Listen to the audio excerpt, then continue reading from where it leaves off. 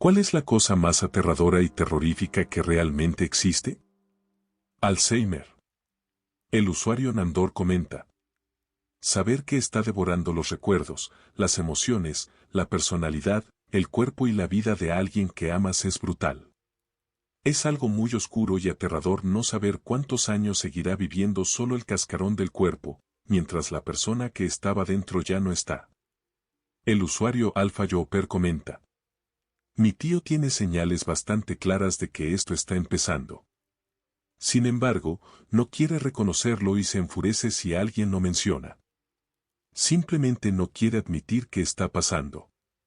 No tenemos idea de cómo ayudarlo hasta que él mismo quiera ayuda. El usuario Propane Sniffer comenta. En realidad no entienden que tienen un problema, eso es parte de la demencia. Avisen a su médico de que están viendo señales de demencia y que lo registren en su historial lo antes posible. Necesita un examen neurológico y análisis, posiblemente una resonancia magnética cerebral para confirmar o descartar causas de los problemas de memoria, como un tumor cerebral u otro proceso. Por lo general también se solicitan evaluaciones neuropsicológicas realizadas por un neuropsicólogo. Necesitan documentación en caso de que realmente tenga demencia, porque si en algún momento se requiere obtener la tutela legal, todo ya estará registrado. Además, podría tratarse de una condición tratable. Si es una demencia tipo Alzheimer, un poder legal duradero será útil, ya que a medida que la enfermedad avanza, alguien podrá tomar decisiones en su nombre. En estos casos, normalmente todo se hace como reacción a algo que ya ocurrió, en lugar de prevenir o evaluar antes de que todo se descontrole. Quitarle el coche a alguien es complicado, mis padres salieron y compraron otro, y habrían seguido haciéndolo si su salud no hubiera empeorado. Obtener la tutela legal no es fácil y, para cuando se consigue, la enfermedad ya suele estar bastante avanzada. El usuario Trovitot Carmen comenta. Lo confirmo. Mi abuela era el ejemplo perfecto de una abuela y nunca decía malas palabras. El Alzheimer empezó a volverla grosera y rencorosa, pensando que todo el mundo estaba en su contra. En 5 años era como si un parásito hubiera tomado el control por completo. Nada de lo que hacía o decía tenía sentido. Mi abuelo tuvo que detenerla varias veces cuando salía corriendo de la casa desnuda, gritando obscenidades a vecinos con los que habían convivido más de 30 años. Recuerdo que me aterraba pensar si, en el fondo, ella era consciente de lo que estaba pasando, pero simplemente no tenía ningún control. He estado viendo cómo mi madre, una mujer ferozmente independiente, ingeniera eléctrica con una maestría y con una casa llena de libros, ha sido consumida poco a poco por un Alzheimer de inicio temprano durante los últimos 5 años. Sin marcadores genéticos, sin antecedentes familiares, saludable, feliz y socialmente activa. El hecho de que aún así pueda aparecer de la nada y arruinar tu vida y la de toda tu familia sin razón aparente. Y tenía solo 56 años cuando la diagnosticaron. Ella y mi padre acababan de jubilarse.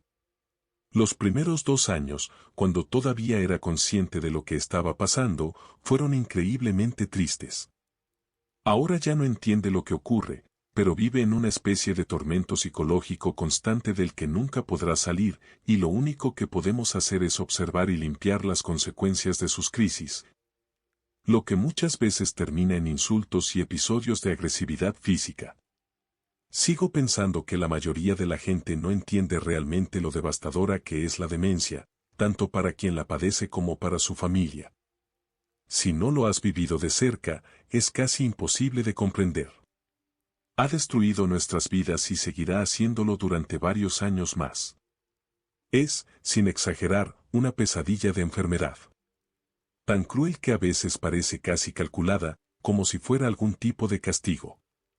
El miedo de que algún día también me toque a mí no me deja dormir. Todo el tiempo. Solo espero que, si alguna vez me pasa, tenga la fuerza suficiente para tomar una decisión antes de llegar a ese punto y no terminar destruyendo la vida de las personas que quiero. Síndrome de Rett.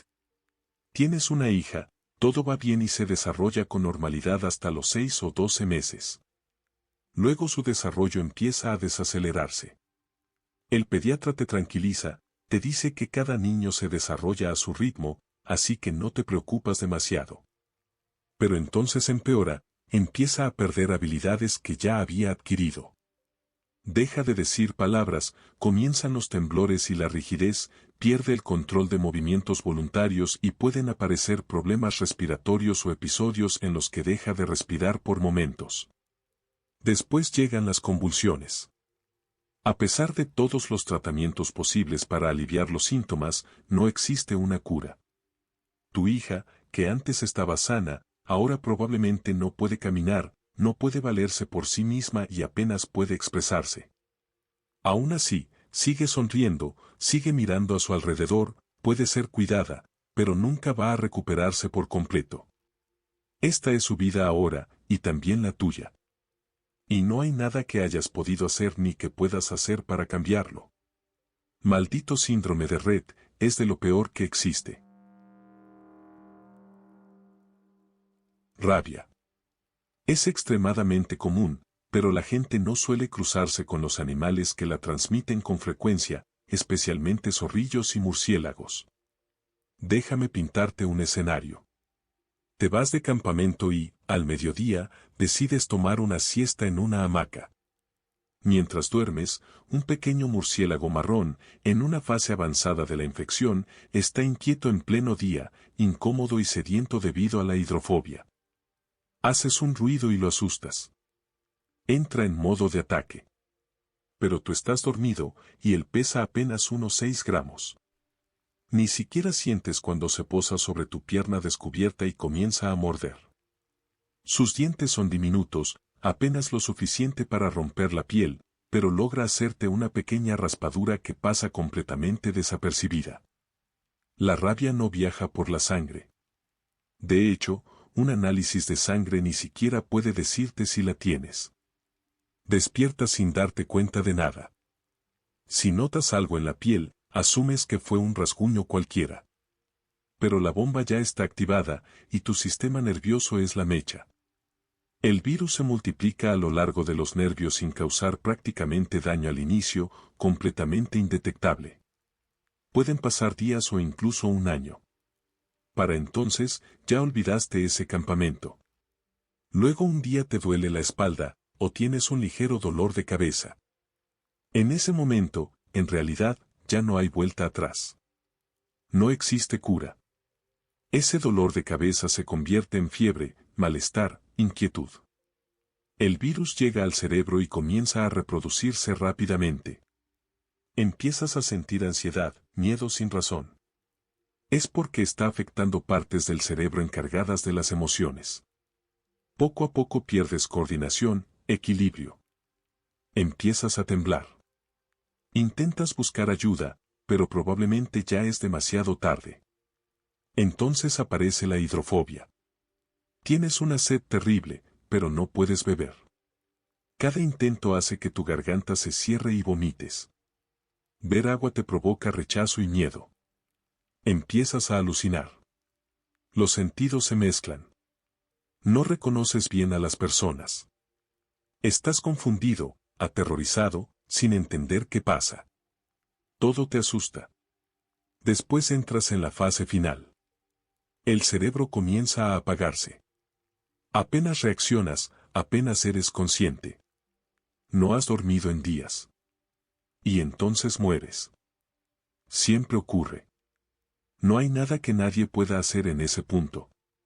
Y lo más inquietante, el virus puede sobrevivir en un cadáver durante años. Incluso después de la muerte, el riesgo no desaparece.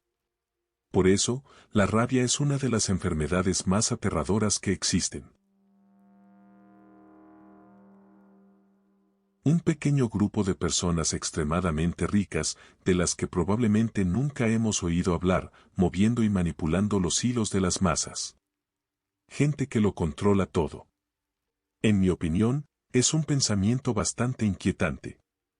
El usuario Crumpet Cactus comenta: esta es la realidad, quienes gobiernan no son ricos, son psicópatas. La riqueza es una medida comparativa, pero cuando alguien supera cierto nivel de bienes, el dinero deja de importar. Puedes comprar prácticamente cualquier cosa, autos, tierras, políticos. Lo que realmente define a la clase dominante no es el dinero, sino la capacidad de decidir qué es el dinero y de imponer esa decisión mediante la fuerza. Cualquiera podría crear su propia moneda, pero sería castigado por no aceptar la moneda oficial, aunque en esencia ambas sean solo papel. Lo que convierte ese papel en dinero es la capacidad de alguien para convencerte de que tiene valor y de que vale la pena incluso hacer daño a otros para conseguirlo. Lo que realmente importa para quienes están en el poder es mantener la jerarquía. Ese es el único objetivo. El dinero no tiene el mismo valor para ellos que para el resto. Es solo una herramienta para controlar, respaldada por la capacidad y la disposición de usar la fuerza. Accidentes de coche fuera de control. El otro día iba a unas 2 o 3 longitudes de auto detrás de una camioneta todoterreno. El coche iba normal, el clima estaba despejado y había poco tráfico. La conductora frenó y empezó a orillarse. En cuanto la llanta delantera derecha tocó el césped, el vehículo se desvió bruscamente hacia la derecha y se fue directo a la cuneta. Golpeó un montículo de arena y comenzó a volcarse varias veces, como en una película. Llamé al número de emergencias y la policía llegó en menos de 2 minutos. El techo del coche estaba completamente hundido del lado del conductor y del pasajero. La parte trasera había quedado atrapada contra un árbol. Cuando llegaron los bomberos y el equipo de emergencias médicas, lograron sacar a la mujer, la única persona dentro del vehículo, y estaba consciente y, aparentemente, sin heridas graves. Fue una de esas situaciones en las que, dadas las circunstancias, todo salió de la mejor manera posible para su seguridad. 5 o 10 metros más adelante habría chocado de frente contra un hidrante, tal vez sin volcarse, y podría haber seguido directo hacia un árbol. Pero la idea de que puedes estar conduciendo con total normalidad y, sin que nadie más esté involucrado, tu vida pueda terminar de un momento a otro, eso realmente me dejó impactado. Drones autónomos armados y enviados a matar personas. Hace poco leí un artículo que decía que alrededor del 70% de las bajas humanas en el frente entre Ucrania y Rusia se atribuían a la guerra con drones. También mencionaba que los drones más efectivos eran los más autónomos y que ya se estaban desarrollando drones contra drones, e incluso drones nodriza. En ese momento simplemente me quedé helado. Recuerdo cuando los riesgos existenciales asociados a la inteligencia artificial, tipo escenarios como Skynet, se veían como algo ridículo de ciencia ficción. Se pensaba, ¿quién sería tan tonto como para armar robots, darles autonomía y enviarlos específicamente a matar seres humanos? Flujos piroclásticos. Son avalanchas sobrecalentadas de ceniza volcánica, lava y gases. El documental Pompeii, The Last Day describe la muerte por uno de estos como la primera respiración es como inhalar fuego. La segunda, la ceniza se mezcla con los fluidos de tus pulmones, formando una especie de concreto. Te asfixias mientras tu piel se está quemando. Los flujos piroclásticos más calientes pueden hacer que los dientes y el cráneo estallen debido a la diferencia extrema de temperatura. Incluso hay casos en los que los cerebros se han convertido en vidrio por el calor, como ocurrió durante la erupción del Eruption of Mount Vesuvius in AD 79. Y si ves uno acercándose hacia ti, será lo último que veas. No puedes escapar corriendo, pueden superar los 160 kilómetros por hora. Pueden recorrer kilómetros desde el volcán en erupción. La explosión lateral del Mount St. Helens vaporizó más de 50 kilómetros cuadrados. Aunque es extremadamente poco probable que ocurra durante nuestras vidas, se han encontrado depósitos de flujos piroclásticos a más de 90 kilómetros de la caldera de Yellowstone Caldera. Sinceramente, ¿hay algo en la naturaleza más aterrador que las arañas? Imagina una película de ciencia ficción sobre una criatura que crea trampas adhesivas complejas y luego espera en las sombras, que te paraliza cuando caes en su trampa, que te envuelve mientras sigues con vida y, cuando finalmente está lista, te consume inyectándote enzimas que literalmente licúan tus órganos internos para después succionarte. No hace falta buscar razones evolutivas o psicológicas para explicar por qué los humanos les tienen miedo. Son, por sí solas, genuinamente aterradoras. Lo único que compite con las arañas son las avispas que las cazan, paralizándolas e infestándolas con sus propias larvas para que, al nacer, las devoren desde dentro. Nunca dos pesadillas encajaron tan perfectamente una con la otra. Lo desconocido. Es justamente la razón por la que le tememos a la oscuridad, porque en realidad no nos asusta estar solos en ella, sino la idea de que algo más pueda estar ahí con nosotros. Ese mismo miedo a lo desconocido se extiende a otras posibilidades, como lo que pueda existir en las profundidades del océano, o si hay vida en algún lugar del espacio. Incluso influye en nuestros temores cuando se trata de la política y de lo que podría pasar si el mal se mantiene en el control de nuestros países. Cuando era más joven, me aterraba la idea de una guerra nuclear, y la presencia de ciertos líderes en el poder hacía que ese miedo fuera aún peor, porque sentía que era alguien claramente peligroso, y nunca sabría cuándo. O si, llegaría ese gran momento que acabaría con mi vida. Enfermedad de las vacas locas. Es una enfermedad que siempre es mortal, y quienes la padecen suelen tener suerte si llegan a vivir 2 años después del diagnóstico. ¿La peor parte? Es una enfermedad causada por priones, y los priones son prácticamente indestructibles, solo temperaturas extremadamente altas pueden eliminarlos, por lo que la carne infectada permanece contaminada. Por eso no como carne de res. Prefiero pollo u otras carnes rojas que no sean tan susceptibles a los priones, y nada más. El bystander effect, efecto espectador. Imagina que empiezas a atragantarte con comida en público. Estás solo, no conoces a nadie a tu alrededor. Empiezas a llamar la atención mientras te asfixias, intentando no entrar en pánico mientras no puedes respirar. Intenta señalar que necesitas ayuda, haciendo sonidos de ahogo y desesperación. Y durante todo ese tiempo, mientras estás sufriendo, la gente a tu alrededor solo se queda mirando, paralizada, sin saber qué hacer o esperando a que alguien más intervenga primero. Existe la posibilidad de que alguien actúe y te ayude, o que toda una sala llena de personas simplemente observe mientras te ahogas. Y eso es lo realmente aterrador. La demencia me asusta. Mi mamá tiene 87 años y no había mostrado señales hasta que empezó a repetirse. Sobre todo historias.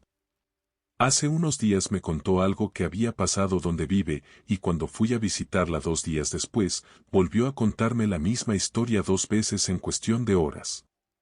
Mi hermana y yo vivimos cerca, ella está a 5 minutos, yo a 35. Mi hermana prácticamente ya la da por incapaz, pero en absoluto está como ella la describe. Yo paso más tiempo con mi mamá que ella, así que definitivamente lo notaría. Hasta ahora, eso es lo único que he visto. Mi mamá sabe que se repite, y eso la asusta. Su padre tuvo demencia, y fue algo muy duro. Ella dice que espera morir antes de que llegue a empeorar. Yo la amo muchísimo, somos muy cercanos, y me destrozaría perderla, pero tengo que admitir que la entiendo.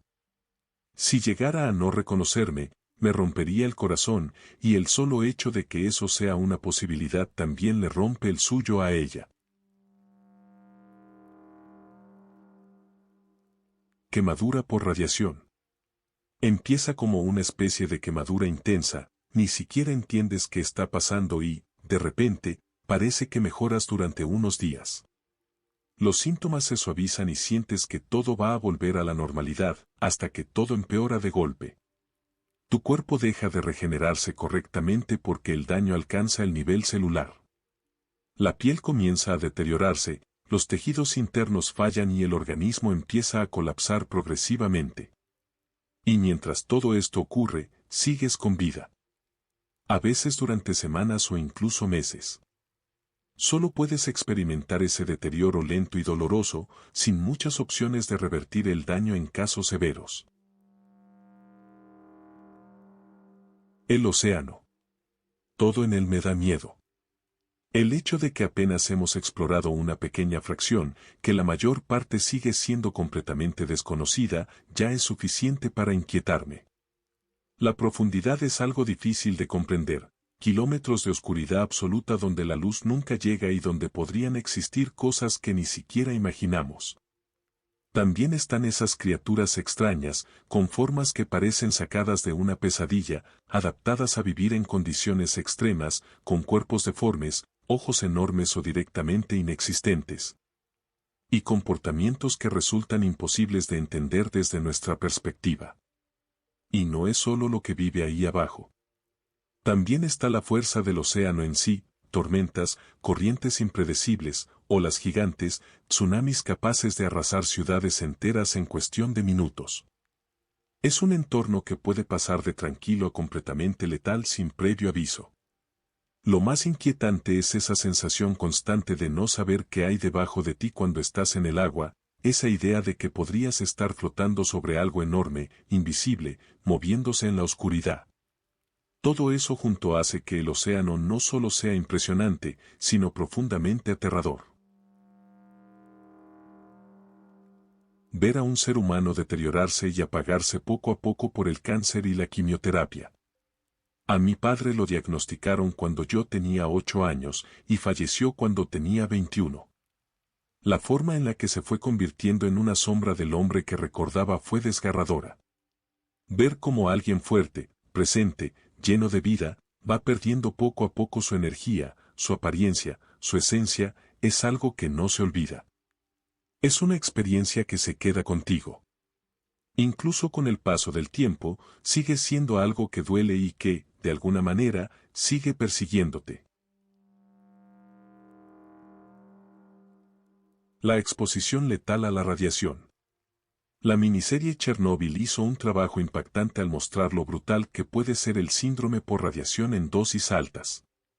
Te destruye desde el interior, y lo más inquietante es que al principio puede parecer que estás mejorando, solo para luego empeorar de forma devastadora.